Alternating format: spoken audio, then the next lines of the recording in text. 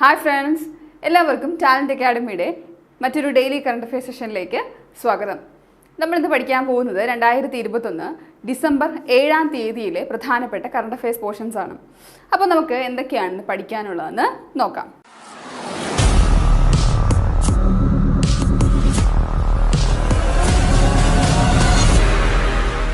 അപ്പോൾ നമുക്ക് ആദ്യം ഡിസംബർ 7-ന്റെ പ്രത്യേകതയെക്കുറിച്ച് നോക്കാം. എന്താണ് ഡിസംബർ 7? ഡിസംബർ 7 ദേശീയ സായുധ സേന പതാക ദിനമാണെന്നാണ്. ദേശീയ സായുധ സേന പതാക ദിനമാണ് ഡിസംബർ 7 ആയിട്ട് ആചരിക്കുന്നത്, അല്ലെങ്കിൽ ആംഡ് ഫോഴ്സസ് ഫ്ലാഗ് ഡേ അല്ലെ. ആംഡ് ഫോഴ്സസ് ഫ്ലാഗ് ഡേ ആണ് ഡിസംബർ 7. അപ്പോൾ ഈ ഒരു ദിവസത്തിൽ നമ്മുടെ രാജ്യത്തിന് വേണ്ടി മാർട്ടിയർ ആയിരിക്കുന്ന അല്ലെങ്കിൽ രക്തസാക്ഷികളായ ഒരുപാട് നമ്മുടെ ആംഡ് ഫോഴ്സിലുള്ള അംഗങ്ങളുണ്ടല്ലേ. അപ്പോൾ അവർക്ക് വേണ്ടി അവരെ ഓർക്കാനായിട്ട് അവർക്ക് വേണ്ടിയിട്ടുള്ള ഫണ്ട് സ്വരൂപിക്കലും അവരുടെ ഫാമിലിക്ക് വേണ്ടിയിട്ടുള്ള ഫണ്ട് സ്വരൂപിക്കലും ഒക്കെയാണ് ഡിസംബർ 7 പ്രധാനമായിട്ടും ലക്ഷ്യമിടുന്നത്. മാത്രമല്ല നമ്മുടെ സായുധ സേന അല്ലെങ്കിൽ ആംഡ് ഫോഴ്സിനെ കുറിച്ചുള്ള കൂടുതൽ വിവരങ്ങൾ നമ്മുടെ സിറ്റിസൺസിനെ അറിയിക്കാനായിട്ട് അല്ലെങ്കിൽ അതിന് വേണ്ടിയിട്ട് ബോധവൽക്കരണം, അതാണ് പ്രധാനമായും ഡിസംബർ 7 ദേശീയ സായുധ സേന പതാക ദിനം കൊണ്ട് അർത്ഥമാക്കുന്നത്. അടുത്തായിട്ട് നമ്മൾ പഠിക്കാൻ പോകുന്നത് കായിക മേഖലയിൽ നിന്നുള്ള ചില വാർത്തകളാണ്. കഴിഞ്ഞ ദിവസം ഇന്ത്യയും ന്യൂസിലാൻഡുമായിട്ടുള്ള ടെസ്റ്റ് നടന്നു നമ്മുടെ മുംബൈ വാങ്കഡെ സ്റ്റേഡിയത്തിൽ. അപ്പോൾ ഇന്ത്യക്ക് ലഭിച്ചത് ഉജ്ജ്വലമായ വിജയമാണ്. മാത്രമല്ല ആ വിജയത്തോടു കൂടെ തന്നെ ഇന്ത്യക്ക് ചില റെക്കോർഡുകളും അല്ലെങ്കിൽ നമ്മുടെ ഇന്ത്യൻ താരങ്ങൾക്ക് ചില നേട്ടവും ലഭ്യമാകാനായിട്ട് ഇടയായി. അങ്ങനെ ലഭിച്ച ഒരു നേട്ടമാണ് നമ്മൾ ആദ്യം പഠിക്കാൻ പോകുന്നത്. ആരെക്കുറിച്ചാണ്? വിരാട് കോഹ്ലിയെ കുറിച്ച്. എന്താണ് വിരാട് കോഹ്ലി? 2021 ഡിസംബറിൽ ടെസ്റ്റ്, ഏകദിനം, T20 തുടങ്ങിയ 3 ഫോർമാറ്റുകളിലും, അപ്പോൾ ഏതിലൊക്കെയാണ്? Test match, ODI, T20, ODI അല്ലെങ്കിൽ ഏകദിന മാച്ച്, അങ്ങനെ തുടങ്ങിയ 3 ഫോർമാറ്റുകളിലും 50 അന്താരാഷ്ട്ര വിജയങ്ങൾ പൂർത്തിയാക്കുന്ന ആദ്യ താരമായി ആര്? ഇന്ത്യയുടെ വിരാട് കോഹ്ലി. അപ്പോൾ ഒന്നുകൂടി പറയാം, ടെസ്റ്റ്, ഏകദിനം, T20 തുടങ്ങിയ 3 ഫോർമാറ്റുകളിലും 50 അന്താരാഷ്ട്ര വിജയങ്ങൾ പൂർത്തിയാക്കിയ താരമാണ് ആര്? വിരാട് കോഹ്ലി. ഇനി 97 ടെസ്റ്റുകളിൽ നിന്ന് 50-ാം വിജയം. അപ്പോൾ ഈ 50-ാം വിജയം നമ്മൾ നേരത്തെ പറഞ്ഞ പോലെ ന്യൂസിലാൻഡിനെതിരെയാണ് നേടിയത്. അപ്പോൾ 97 ടെസ്റ്റുകളിൽ നിന്ന് 50 വിജയം. ഇനി 254 ഏകദിനത്തിൽ 153 ജയത്തിലും 95 T20 മത്സരങ്ങളിൽ 59 ജയത്തിലും വിരാട് കോഹ്ലി പങ്കാളിയായിരുന്നു. അപ്പോൾ 97 ടെസ്റ്റുകളിൽ 50 വിജയം, 254 ഏകദിനത്തിൽ 153 ജയത്തിലും 95 T20 മത്സരത്തിൽ 59 വിജയത്തിലും ആര് പങ്കാളിയായിരുന്നു? ഇന്ത്യയുടെ വിരാട് കോഹ്ലി പങ്കാളിയായിരുന്നു. അപ്പോൾ ഓർത്തിരിക്കുമല്ലോ, 2021 ഡിസംബറിലാണ് വിരാട് കോഹ്ലിക്ക് ഇത്തരത്തിലൊരു നേട്ടം ലഭിച്ചത്. ടെസ്റ്റ്, ഏകദിനം, T20 മാച്ചസുകളിൽ കൂടി 50 അന്താരാഷ്ട്ര വിജയങ്ങൾ പൂർത്തിയാക്കി. അടുത്തത് നമ്മൾ പഠിക്കാൻ പോകുന്നത് നമ്മുടെ ഇന്ത്യൻ താരമായ ആർ അശ്വിനെ കുറിച്ചാണ്. എന്താണ് ആർ അശ്വിന്റെ നേട്ടം നോക്കാം. ഹോം ടെസ്റ്റുകളിൽ നിന്ന് ഏറ്റവും വേഗത്തിൽ 300 വിക്കറ്റുകൾ പൂർത്തിയാക്കിയ 2ാമത്തെ താരം എന്ന റെക്കോർഡ് നേട്ടത്തിന് ഉടമയായ വ്യക്തിയാണ് ആര്? ആർ അശ്വിൻ. എത്ര ടെസ്റ്റുകളിൽ നിന്നാണ്? 49 ടെസ്റ്റുകളിൽ നിന്നാണ് 300 വിക്കറ്റുകൾ ആര് പൂർത്തിയാക്കിയത്? ഇന്ത്യയുടെ ആർ അശ്വിൻ പൂർത്തിയാക്കിയത്. അപ്പോൾ ഇതുപോലെ ഏറ്റവും വേഗത്തിലാണ് കേട്ടോ. അപ്പോൾ 2021 ഡിസംബർ നമ്മൾ നേരത്തെ പറഞ്ഞ ആ മാച്ചിൽ തന്നെയാണ് ഈ ഒരു റെക്കോർഡ് അശ്വിൻ പൂർത്തിയാക്കിയത്. അപ്പോൾ ഏറ്റവും വേഗത്തിൽ, ആ ഒരു വാക്ക് നിങ്ങൾ ഓർത്തിരിക്കണം, ഏറ്റവും വേഗത്തിൽ 300 വിക്കറ്റുകൾ പൂർത്തിയാക്കിയ 2ാമത്തെ താരം. അപ്പോൾ ഈ 2ാമത്തെ താരത്തെ പഠിക്കുമ്പോൾ നമ്മൾ എന്തായാലും 1ാമത്തെ താരത്തെ പഠിക്കണം അല്ലേ. അത് ആരാണ്? അത് ശ്രീലങ്കയുടെ മുത്തയ്യ മുരളീധരനാണ്. ഏറ്റവും വേഗത്തിൽ ഹോം ടെസ്റ്റുകളിൽ നിന്ന് 300 വിക്കറ്റുകൾ പൂർത്തിയാക്കിയത്. ഹോം ടെസ്റ്റുകളിൽ നിന്ന് ഏറ്റവും വേഗത്തിൽ 300 വിക്കറ്റുകൾ പൂർത്തിയാക്കിയ ആദ്യ താരം ആരാണത്? ശ്രീലങ്കയുടെ മുത്തയ്യ മുരളീധരനാണ്. എത്ര ടെസ്റ്റുകളിൽ നിന്നാണ്? അതെ, 48 ടെസ്റ്റുകളിൽ നിന്നാണ്. അശ്വിന് 49 ടെസ്റ്റ് വേണ്ടി വന്നപ്പോൾ മുത്തയ്യ മുരളീധരന് 300 വിക്കറ്റുകൾ പൂർത്തിയാക്കുവാൻ 48 ടെസ്റ്റുകളാണ് എടുത്തത്. ഇപ്പൊ ഏറ്റവും വേഗത്തിൽ അതുകൊണ്ട് തന്നെ മുത്തയ്യ മുരളീധരനാണ് ഒന്നാമത് നിൽക്കുന്നത്. ഇനി അടുത്തൊരു റെക്കോർഡ് നോക്കാം. ആർ അശ്വിന്റെ. അനിൽ കുംബ്ലെയ്ക്ക് ശേഷം ഹോം ടെസ്റ്റുകളിൽ 300 വിക്കറ്റ് പൂർത്തിയാക്കിയ ആദ്യ ഇന്ത്യൻ ബൗളർ കൂടിയാണ് ആര്? ആർ അശ്വിൻ. അപ്പൊ നമ്മൾ 2 തരത്തിലുള്ള റെക്കോർഡുകളാണ് പഠിച്ചത്. ആദ്യം ഏറ്റവും വേഗത്തിൽ 300 വിക്കറ്റുകൾ, രണ്ടും ഹോം ടെസ്റ്റുകളാണ് കേട്ടോ, രണ്ടും ഹോം ടെസ്റ്റുകൾ. അപ്പോൾ ഹോം ടെസ്റ്റുകളിൽ ഏറ്റവും വേഗത്തിൽ 300 വിക്കറ്റ് പൂർത്തിയാക്കിയ രണ്ടാമത്തെ താരം ആർ അശ്വിനാണ്. ഇനി ഹോം ടെസ്റ്റുകളിൽ തന്നെ 300 വിക്കറ്റ് പൂർത്തിയാക്കിയ ആർക്കു ശേഷം? അനിൽ കുംബ്ലെയ്ക്ക് ശേഷം 300 വിക്കറ്റ് പൂർത്തിയാക്കിയ ആദ്യ ഇന്ത്യൻ ബൗളറാണ് ആര്? ആർ അശ്വിൻ. ഓക്കെ, ഇനി മറ്റൊന്ന് നോക്കാം. മുംബൈയിൽ നമ്മൾ പറഞ്ഞു വാങ്കഡെ സ്റ്റേഡിയത്തിൽ വെച്ചിട്ടായിരുന്നു കഴിഞ്ഞ ദിവസത്തെ ടെസ്റ്റ് മാച്ച് ഇന്ത്യ ന്യൂസിലാൻഡ്. അങ്ങനെ ന്യൂസിലാൻഡിനെതിരെയുള്ള മത്സരത്തിൽ പ്ലെയർ ഓഫ് ദി സീരീസ്, അപ്പോൾ എന്ത് അവാർഡാണ് ലഭിച്ചത്? പ്ലെയർ ഓഫ് ദി സീരീസും ലഭിച്ച വ്യക്തിയാണ് ആര്? ആർ അശ്വിൻ. ഇപ്പൊ നമ്മൾ എന്താണ് പഠിച്ചത്? മുംബൈയിൽ ന്യൂസിലാൻഡിനെതിരെയുള്ള മത്സരത്തിൽ പ്ലെയർ ഓഫ് ദി സീരീസ്. അപ്പോൾ എത്ര വിക്കറ്റ് ആണ്? 2 ടെസ്റ്റുകളിലായി 14 വിക്കറ്റ് ആണ് ആര് നേടിയത്? ആർ അശ്വിൻ നേടിയത്. അപ്പോൾ അങ്ങനെ പ്ലെയർ ഓഫ് ദ സീരീസ് ആയിട്ടും മാറിയ ആര്? ആർ അശ്വിൻ. ഇനി മറ്റൊരു റെക്കോർഡ് നമുക്ക് നോക്കാം. മൂന്നാമത്തെ റെക്കോർഡാണ് ആർ അശ്വിൻ്റെ. ഇന്ത്യ കിവീസ് അഥവാ ഇന്ത്യ ന്യൂസിലാൻഡ്. അപ്പോൾ ഇന്ത്യ ന്യൂസിലാൻഡ് ടെസ്റ്റ് പരമ്പരകളിൽ ഏറ്റവും കൂടുതൽ വിക്കറ്റ് നേടിയ താരം എന്ന പദവി കൂടി ലഭിച്ചു ആർക്ക്? ആർ അശ്വിൻ. എത്ര വിക്കറ്റ് ആണ്? 66 വിക്കറ്റ്. അപ്പോൾ മുന്നേ ഇത്തരത്തിലൊരു റെക്കോർഡ് നേടിയിരുന്ന റിച്ചാർഡ് ഹാർഡ്ലിക്ക് 65 വിക്കറ്റ് ആണ് ന്യൂസിലാൻഡിനെതിരെ നേടിയിട്ടുണ്ടായിരുന്നത് അല്ലെങ്കിൽ എടുത്തിട്ടുണ്ടായിരുന്നത്. അപ്പോൾ അതിനെ മറികടന്നുകൊണ്ട് ഇന്ത്യ കിവീസ് അല്ലെങ്കിൽ നമ്മൾ പറഞ്ഞ ന്യൂസിലാൻഡ് ടെസ്റ്റ് പരമ്പരകളിൽ ഏറ്റവും കൂടുതൽ വിക്കറ്റ് നേടിയ താരം എത്ര വിക്കറ്റാണ്? 66 വിക്കറ്റുകളോടുകൂടി ഈ ഒരു നേട്ടത്തിനുടമയായ ആരാണ്? ഇന്ത്യയുടെ ആർ അശ്വിനാണ്. അപ്പോൾ ഈ 3 നേട്ടങ്ങൾ നിങ്ങൾ ഓർത്തിരിക്കുക. 3 നേടിയത് ആരാണ്? ഇന്ത്യയുടെ ആർ അശ്വിനാണ്. അടുത്ത നമ്മൾ പഠിക്കാൻ പോകുന്നത് ഭുവനേശ്വറിൽ വെച്ച് നടന്ന, എവിടെയാണ്? ഒഡീഷയിലെ ഭുവനേശ്വറിൽ വെച്ച് നടന്ന പുരുഷ ജൂനിയർ ഹോക്കി ലോകകപ്പ് 2021 കുറിച്ചാണ്. അപ്പോൾ 2021 ഡിസംബറിൽ ഭുവനേശ്വറിൽ വെച്ച് നടന്ന പുരുഷ ജൂനിയർ ഹോക്കി ലോകകപ്പ് കിരീടം നേടിയത് ആരാണ്? അർജന്റീനയാണ്. അപ്പോൾ അർജന്റീനയ്ക്കാണ് കിരീടം ലഭിച്ചത്. ഫൈനൽ അവർ ആരെയാണ് പരാജയപ്പെടുത്തിയത്? ജർമ്മനിയെ പരാജയപ്പെടുത്തിയാണ് കിരീടം ആര് നേടിയത്? അർജന്റീന നേടിയത്. മാത്രമല്ല ഇന്ത്യക്ക് എത്രാം സ്ഥാനമായിരുന്നു? 4ാം സ്ഥാനമായിരുന്നു. ഇന്ത്യക്ക് എത്രാം സ്ഥാനമായിരുന്നു? 4ാം സ്ഥാനമായിരുന്നു. ഇതിന്റെ വേദി എവിടെയായിരുന്നു? അത് ഭുവനേശ്വറിലായിരുന്നു. ഓർത്തിരിക്കൽ ഒഡീഷയുടെ ഭുവനേശ്വറിൽ വെച്ചിട്ടാണ് 2021 പുരുഷ ജൂനിയർ ഹോക്കി ലോകകപ്പ് നടന്നത്. അടുത്ത നമ്മൾ പഠിക്കാൻ പോകുന്നത് ഫോർമുല 1 ചാമ്പ്യൻഷിപ്പിനെ കുറിച്ചാണ്. നമുക്കറിയാം ഇപ്പോൾ ഫോർമുല 1 വേൾഡ് ചാമ്പ്യൻഷിപ്പിന്റെ പല ഗ്രാൻഡ് പ്രീ മത്സരങ്ങളെ കുറിച്ച് നമ്മൾ പഠിച്ചിട്ടുണ്ടായിരുന്നു അല്ലേ? 2021 F1 ലോക ചാമ്പ്യൻഷിപ്പിന്റെ അവസാന സീസണായ സൗദി അറേബ്യൻ ഗ്രാൻഡ് പ്രിയിൽ വിജയം നേടിയത് ആരാണ്? അത് ലൂയിസ് ഹാമിൽട്ടൺ ആണ്. മെഴ്സിഡസ് ബെൻസിന്റെ താരം അല്ലെങ്കിൽ ബ്രിട്ടന്റെ താരമായിരിക്കുന്ന ലൂയിസ് ഹാമിൽട്ടൺ ആണ് 2021 ഡിസംബറിൽ F1 ലോക ചാമ്പ്യൻഷിപ്പിന്റെ അവസാന സീസണായ സൗദി അറേബ്യൻ ഗ്രാൻഡ് പ്രിയിൽ നേടിയത്? വിജയം നേടിയത്. അപ്പോൾ അതുകൂടി ഓർത്തിരിക്കുക. അപ്പോൾ നമ്മൾ നെക്സ്റ്റ് ഇനി വരാൻ പോകുന്ന ഫൈനൽ അല്ലെങ്കിൽ ഇനി അടുത്ത ഒരു സർക്യൂട്ടിൽ അബുദാബിയിൽ വെച്ച് നടക്കുന്ന സർക്യൂട്ടിൽ വിജയം നേടുന്നത് ആരോ അവരാണ് എന്തായിട്ട് മാറുന്നത്? ഈ വർഷത്തെ ചാമ്പ്യനായിട്ട് മാറുന്നത്. അത് നമ്മൾ ഉറപ്പായിട്ടും പഠിക്കും.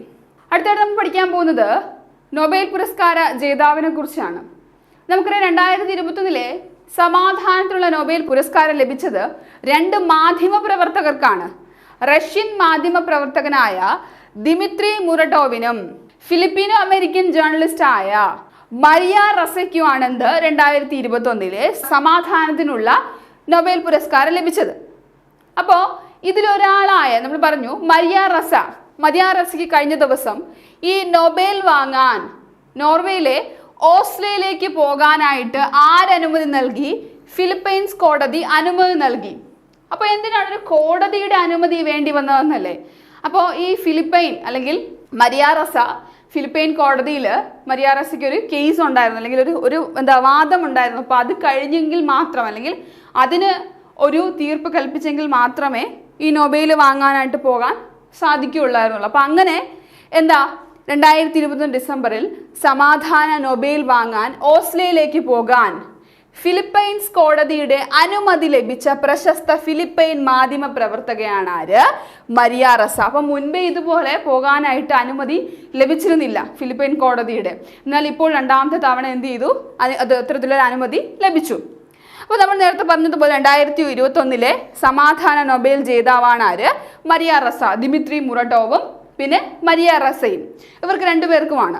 അപ്പോൾ തന്നെ നമ്മൾ നേരത്തെ പറഞ്ഞ ഫിലിപ്പൈൻസിൽ കോടതി നടപടികൾ നേരിടുന്നതിനാൽ എന്ത് ചെയ്തിരുന്നില്ല, നേരത്തെ അനുമതി എന്ത് ചെയ്തിരുന്നില്ല, ലഭിച്ചിരുന്നില്ല. അപ്പോൾ നമ്മൾ ഈ രണ്ടുപേരെയും, ഈ രണ്ട് മാധ്യമ പ്രവർത്തകരെയും ഈ ഒരു വാർത്ത എന്തുകൊണ്ട് എടുത്ത് പഠിക്കുന്നു എന്ന് ചോദിച്ചാൽ ഇനി വരുന്ന പോയിന്റാണ് ഏറ്റവും പ്രധാനപ്പെട്ടത്. 1935 ശേഷം ആദ്യമായിട്ടാണ് മാധ്യമ പ്രവർത്തകർക്ക് സമാധാനത്തിനുള്ള നൊബേൽ പുരസ്കാരം ലഭിക്കുന്നത്. അപ്പോൾ ഏത് വർഷത്തിന് ശേഷമാണ്? 1935 ശേഷം ആദ്യമായാണ് ആർക്ക് ലഭിക്കുന്നത്? മാധ്യമ പ്രവർത്തകർക്ക് സമാധാനത്തിനുള്ള നൊബേൽ പുരസ്കാരം ലഭിക്കുന്നത്.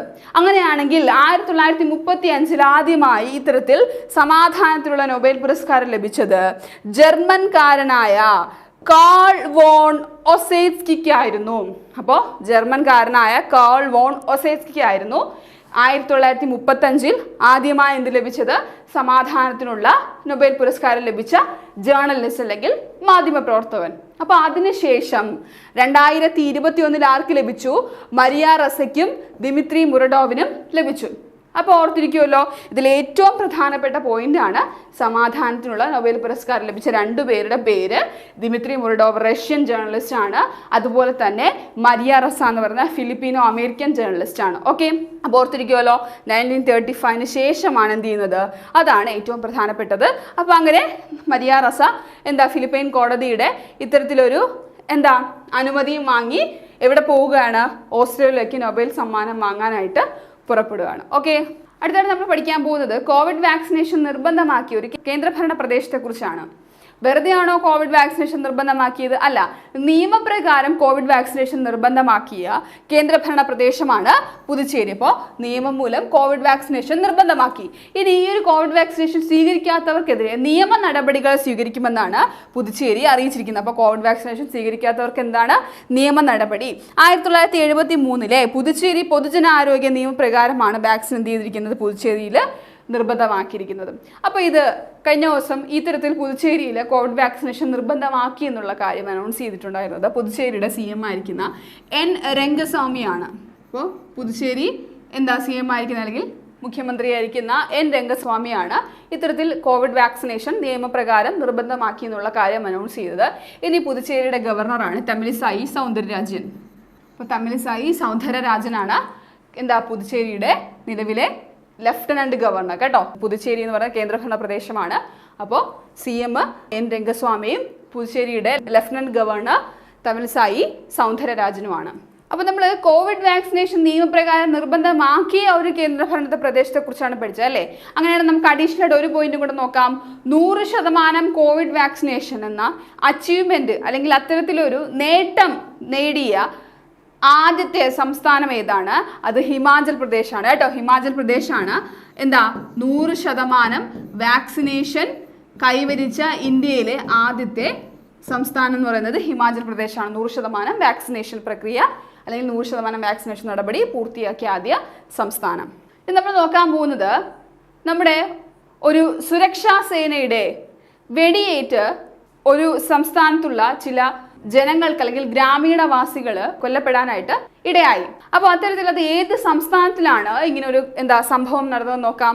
2021 ഡിസംബറിൽ സുരക്ഷാ സേനയായ അസം റൈഫിൾസിന്റെ വെടിയേറ്റ്, അപ്പോൾ അസം റൈഫിൾസിന്റെ കയ്യിൽ നിന്നാണ് ഇത്തരത്തിലൊരു തെറ്റായ നടപടി ഉണ്ടായിരിക്കുന്നത്. അപ്പോൾ അസം റൈഫിൾസിന്റെ വെടിയേറ്റ് 14 ഗ്രാമീണർ കൊല്ലപ്പെട്ട സംസ്ഥാനമാണ് ഇത് നാഗാലാൻഡ്. അപ്പോൾ നാഗാലാൻഡാണ് ഇത്തരത്തിലൊരു സംഭവം നടന്നത്.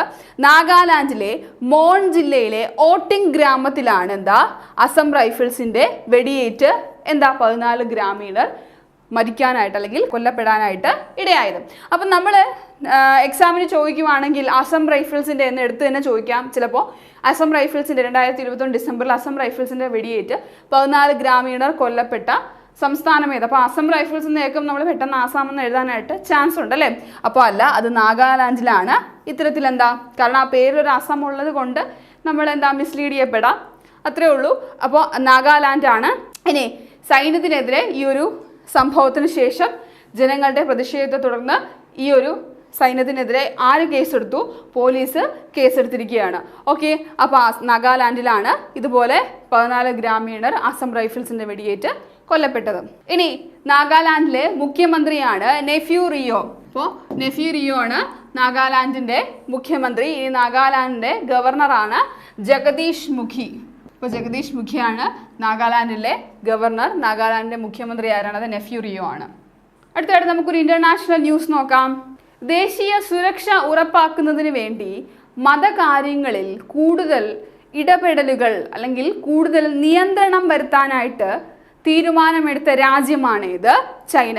അപ്പോൾ ചൈന എന്തിനു വേണ്ടിയിട്ടാണ്? ദേശീയ സുരക്ഷ വർദ്ധിപ്പിക്കുന്നതിൻ്റെ ഭാഗമായി രാജ്യത്തെ മതകാര്യങ്ങളിൽ കൂടുതൽ നിയന്ത്രണം ഏർപ്പെടുത്താനായിട്ട് തീരുമാനിച്ചു. അപ്പോൾ ഇതുപോലെ ചൈനയിലെ എന്താ പലതരത്തിലുള്ള മതത്തിലുള്ള ആളുകളുണ്ട്. ക്രിസ്ത്യൻസ് ആയിരുന്നാലും പ്രൊട്ടസ്റ്റൻസ് ആയിരുന്നാലും കൂടുതലും ഉള്ളത് ആരാണ്? ബുദ്ധമത വിശ്വാസികളാണ്. അപ്പം അത്തരത്തിൽ ഒരുപാട് മതങ്ങളുള്ള ഒരു രാജ്യം. അപ്പോൾ ആ രാജ്യമാണ് ഇത്തരത്തിൽ എന്താ മതകാര്യങ്ങളിൽ കൂടുതൽ നിയന്ത്രണം ഏർപ്പെടുത്താനായിട്ട് തീരുമാനിച്ചിരിക്കുന്നത്. അപ്പോൾ ഇതെന്തിനു വേണ്ടിയിട്ടാണ്?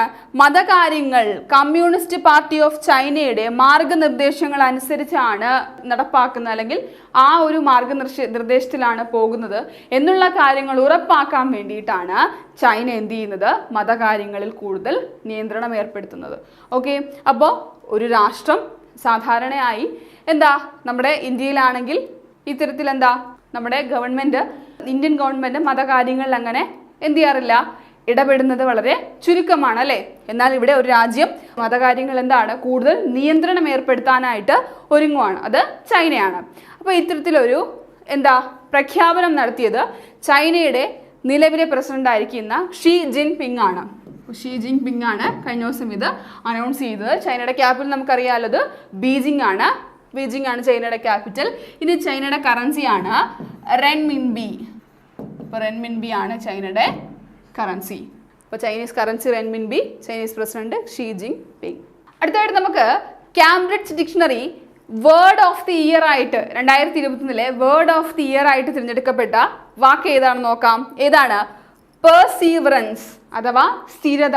ഏത് വാക്കിനെയാണ് Cambridge dictionary word of the year ആയിട്ട് തിരഞ്ഞെടുത്തത്? അത് പെർസീവറൻസിനെയാണ്. അപ്പോൾ ഈ പെർസീവറൻസ് എന്ന വാക്ക് 2021 2,43,000 തവണയാണ് എന്ത് ചെയ്തത്? ആളുകൾ ഇത് തിരയാനായിട്ടിടയായത്. അപ്പോൾ പെർസീവറൻസ് ആണ് എന്താ Cambridge dictionary word of the year ആയിട്ട് 2021 തിരഞ്ഞെടുത്തത്. ഇനി പെർസീവറൻസ് എന്നുള്ള വാക്കിൻ്റെ അർത്ഥം എന്താണ്? Continued effort to do or achieve something even when this is difficult or takes a long time. അപ്പോൾ വളരെ പോസിറ്റീവ് മീനിങ് ഉള്ള ഒരു വാക്കാണ് പെർസീവറൻസ് എന്ന് പറയുന്നത്. എന്താ? കണ്ടിന്യൂ ആയിട്ടുള്ള എഫേർട്ട്. എന്തിനു വേണ്ടിയിട്ട്? ഒരു പ്രത്യേക കാര്യം അച്ചീവ് ചെയ്യാനായിട്ട്. അപ്പോൾ നമ്മൾ തന്നെ ഇപ്പോൾ ഈ ഒരു എക്സാമിൻ്റെ കാര്യം നമുക്ക് നോക്കാം അല്ലേ? നമ്മുടെ എക്സാമിന് വേണ്ടി നമ്മൾ പെർസീവറൻസോടുകൂടി പ്രിപ്പയർ ചെയ്യുകയാണ്. അപ്പോൾ അത്തരത്തിൽ എന്താ ഒരു കാര്യം നേടുന്നതിന് വേണ്ടിയിട്ട് വളരെ ഡെഡിക്കേറ്റഡ് ആയിട്ട്, അല്ലെങ്കിൽ എന്താ അത് എത്ര താമസിച്ചിരുന്നാലും, even when this is difficult or long process, അത് ഡിഫിക്കൾട്ട് ആയിരുന്നാലും സമയം എടുത്തിരുന്നാലും ഒന്നിനു വേണ്ടിയിട്ട് എന്ത് ചെയ്യുക? കണ്ടിന്യൂ ആയിട്ട് എഫേർട്ട് എടുക്കുക. ഓക്കെ, അതാണ് പെർസീവറൻസ് എന്നുള്ള വാക്ക് കൊണ്ട് അർത്ഥമാക്കുന്നത്. അപ്പോൾ ഈ ഒരു പോസിറ്റീവായിട്ടുള്ള വാക്കിനെയാണ് ആര് തിരഞ്ഞെടുത്തത്? Cambridge dictionary word of the year 2021 ആയിട്ട് തിരഞ്ഞെടുത്തത്. അടുത്തായിട്ട് നമുക്ക് കേരളവുമായി ബന്ധപ്പെട്ട ചില വാർത്തകൾ നോക്കാം.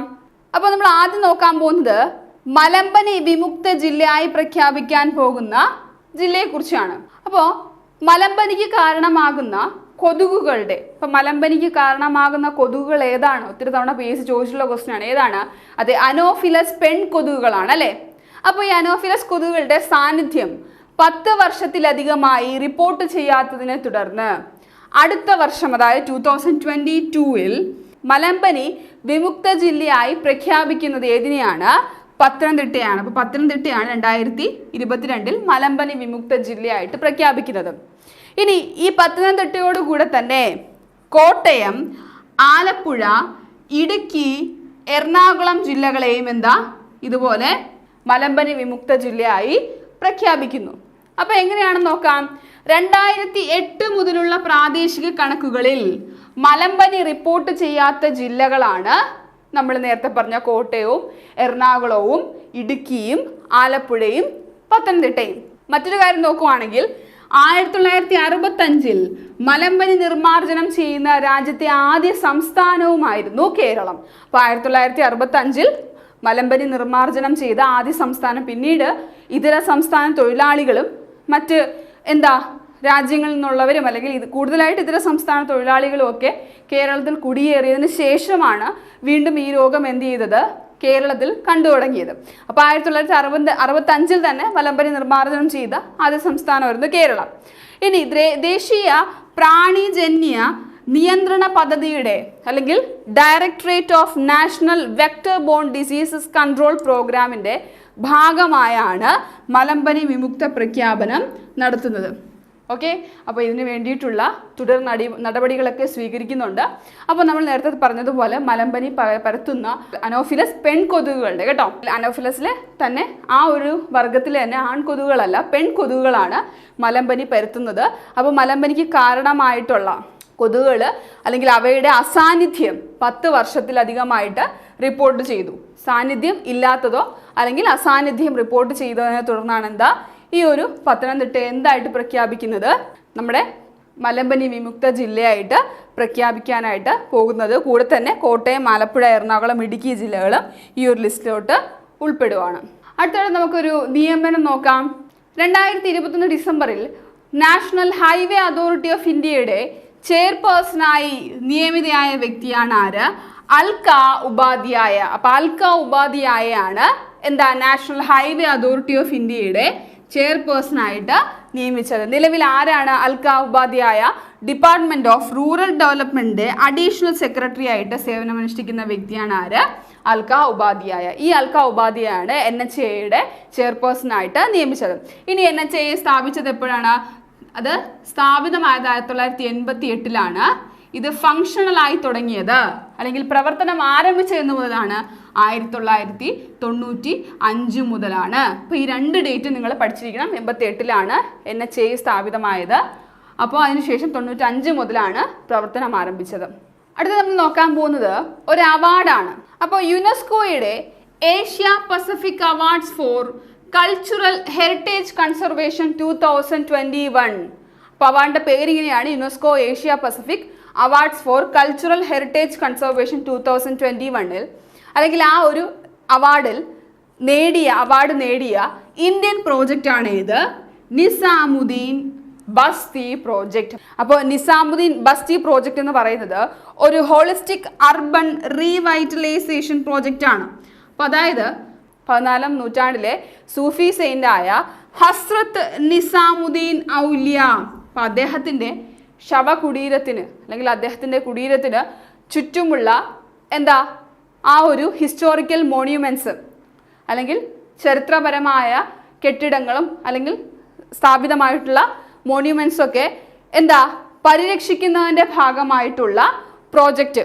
അപ്പോൾ അത്തരത്തിലൊരു സമഗ്രമായ അർബൻ റീവൈറ്റലൈസേഷൻ പ്രോഗ്രാം നമ്മുടെ ഗവൺമെൻറ് പ്രോഗ്രാമായിരുന്നു നിസാമുദ്ദീൻ ബസ്തി പ്രോജക്റ്റ്. അപ്പോൾ അതിനാണ് 2021 UNESCO Asia Pacific awards for cultural heritage conservation 2021 ലഭിച്ചത്. അപ്പോൾ 2 വിഭാഗത്തിലുള്ള അവാർഡാണ് നമ്മുടെ ഈ ഒരു നിസാമുദ്ദീൻ ബസ്തി കമ്മ്യൂണിറ്റി പ്രോജക്റ്റിന് ലഭിച്ചത്. Award of excellence and special recognition four sustainable development. അപ്പോൾ അവാർഡ് ഓഫ് എക്സലൻസ് ഒരു വിഭാഗത്തിൽ, അപ്പോൾ അവാർഡ് ഓഫ് എക്സലൻസ് വിഭാഗത്തിൽ ഒരു അവാർഡ് ലഭിച്ചു. Special recognition four sustainable development എന്ന വിഭാഗത്തിൽ 2ാമത്തെ അവാർഡും ലഭിച്ചു. ഇനി ഈ പ്രോജക്റ്റിൽ ഉൾപ്പെടുന്ന നമ്മൾ നേരത്തെ പറഞ്ഞതുപോലെ 20 ഹിസ്റ്റോറിക്കൽ മോണ്യുമെന്റ്സിന്റെ അതിൻ്റെ സംരക്ഷണവും റിവൈവലും ഒക്കെയാണ് ഈ ഒരു പ്രോഗ്രാമിൽ ഉൾപ്പെടുന്നത്. ഇനി നമ്മൾ നേരത്തെ പറഞ്ഞ ഈ Asia Pacific awards for cultural heritage conservation 2021 അവാർഡിൽ 9 projects 6 കൺട്രീസിൽ നിന്നുള്ള 9 പ്രോജക്ട്സ് ആണ് എന്ത് സെലക്ട് ആയിട്ടുള്ളത്. അപ്പോൾ ഈ ഒരു അവാർഡിൽ 9 പ്രോജക്റ്റ് എത്ര കൺട്രീസ് എന്നുള്ള 6 കൺട്രീസ് എന്നുള്ള ഏതൊക്കെ കൺട്രിയാണെന്ന് നോക്കാം. Bangladesh, China, India, Japan, Malaysia and Thailand. അപ്പോൾ ഈ 6 രാജ്യങ്ങളിൽ നിന്നുള്ള 9 പ്രോജക്റ്റുകൾക്കാണ് എന്ത് യുനെസ്കോയുടെ ഈ അവാർഡ് ലഭിച്ചത്. അപ്പോൾ ഓർത്തിരിക്കുമല്ലോ, അപ്പോൾ നമ്മുടെ ഇന്ത്യയിൽ നിന്ന് ഈ അവാർഡ് ലഭിച്ച 2 അവാർഡാണ് ലഭിച്ചത്. ഇന്ത്യയിൽ നിന്ന് അവാർഡ് ലഭിച്ചത് നിസാമുദ്ദീൻ ബസ്തി പ്രോജക്റ്റിനാണ്. അപ്പോൾ ഇത്രയാണ് 2021 ഡിസംബർ 7 നമുക്ക് പഠിക്കാനുള്ള പ്രധാനപ്പെട്ട കറണ്ട് അഫയേഴ്സ് പോർഷൻസ്. നമുക്ക് നമ്മുടെ ക്വസ്റ്റിനോട്ട് പോവാം. ആദ്യത്തെ ക്വസ്റ്റൻ ഇങ്ങനെയാണ്. മൗണ്ട് സെമേരു സ്ഥിതി ചെയ്യുന്നത് A Bangladesh, B Japan, C Indonesia, D Cambodia. നമ്മൾ കഴിഞ്ഞ ദിവസം മൗണ്ട് സെമേരുവിനെ കുറിച്ച് പഠിച്ചിട്ടുണ്ടായിരുന്നു. അപ്പോൾ നിങ്ങൾക്ക് എന്തായാലും ഓപ്ഷൻ കണ്ടപ്പോൾ ഓർമ്മ വന്ന് കാണും. തീർച്ചയായിട്ടും കമൻറ്റ് ചെയ്യുമല്ലോ. നമുക്ക് അടുത്ത ക്വസ്റ്റൻ നോക്കാം. സ്റ്റേറ്റ്മെൻറ്റ് വൈസ് ആണ്.